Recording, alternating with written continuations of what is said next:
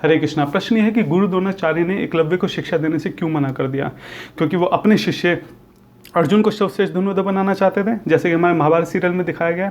देखिए, अगर ऐसा होता तो एकलव्य तो बोल ही रहा था कि मैं आपका शिष्य हूँ, उसमें तो कुछ करने की जरूरत ही नहीं थी, अगर खाली ये रीज़न होता। और आप ये देखिए, द्रोणाचार्य ने तो धृष्टद्युम्न को भी शिक्षा दी थी। धृष्टद्युम्न जो था उसका जन्म केवल द्रोणाचार्य को मारने के लिए हुआ था, और ये वो बात जानते थे, उसके बावजूद उन्होंने धृष्टद्युम्न को शिक्षा दी थी। तो इतने नैरो माइंडेड नहीं थे। देखिए, कल अगर मान लो एक जना आता है और इंडियन आर्मी का जो ट्रेनर है उससे आके बोलता है कि मैं बहुत टैलेंटेड हूँ, मैं इतने हथियार चलाना जानता हूँ, मैं टैंक चलाना जानता हूँ, मैं हेलीकॉप्टर चलाना जानता हूँ, और मैं जो हूँ आधुनिक हथियार सीखना चाहता हूँ, मैं चाहता हूँ कि मैं सीखूं कि एटम बम कैसे बनते हैं, न्यूक्लियर बम कैसे बनते हैं, आप मुझे उसकी शिक्षा दो।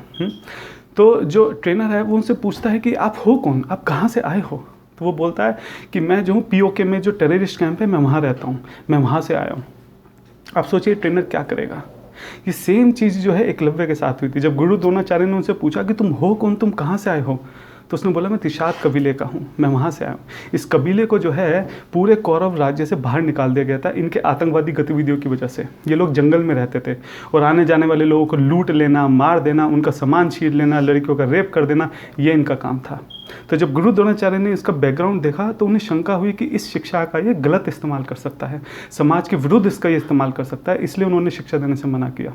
दूसरी बात आप ये देखिए, राजा जो हैं वो हमेशा ये कोशिश करते थे कि जो ताकत है वो उनके कंट्रोल में रहे, और ये ज़रूरी है समाज के लिए।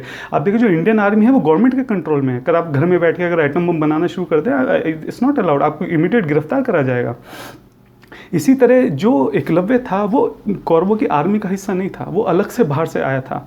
तो ये ज़रूरी है कि उसको ज़रूरत से ज़्यादा शिक्षा ना दी जाए, उसको ज़रूरत से ज़्यादा ताकतवर ना बनाया जाए जब तक कि वो आर्मी नहीं ज्वाइन कर लेता।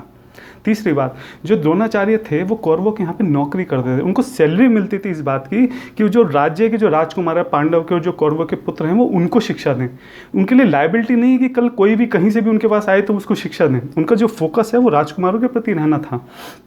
तो ये भी एक बहुत बड़ा रीज़न था। तो ये सारे कारण थे जिसकी वजह से जो द्रोणाचार्य हैं उन सबको देखते हुए उन्होंने एकलव्य को शिक्षा देने से मना कर दिया। हरे कृष्णा।